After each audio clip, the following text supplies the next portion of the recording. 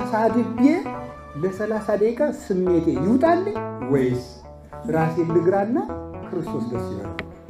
ይሄን ማሰብ አልታረቅም ብዬ ክብሬን ጠብቄ ሄጄ ደስ ይበለኝ ለጊዜው ወይስ ታርቄ የሰላም አምላክ ክርስቶስ ከኔ ጋር ይኖር? ይሄ እኮ ነው ምርጫ እኮ ነው። እኛ እኮ እንደ ሕፃን እኮ ነው። ሕፃን ልጅ ያለ በጣም የሚያስቅ ሕፃን ልጅ ያብጥበታል። እዚህ ላይ ነው ያበጠበት። እዚህ ላፍርጠው እንዲ ወደኛ ነው ወልድ ይላል። አይኑን ሊያጠፋው እያለ ማለት ነው።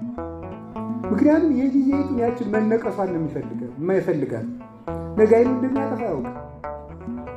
እኛም የጊዜዋን ያችን ፍርጥ የምትለውን ደስታችን ብቻ እንፈልጋለን።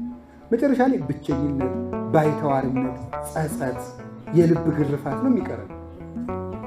ግን ነፃ የምንወጣው ግን አይኑራችን ሰላም የሚሰማው ተበድለን ይቅርታ ስንል ስነት ማሩኝ አላበጀው አላወቅኩም አሁን እዩብኝ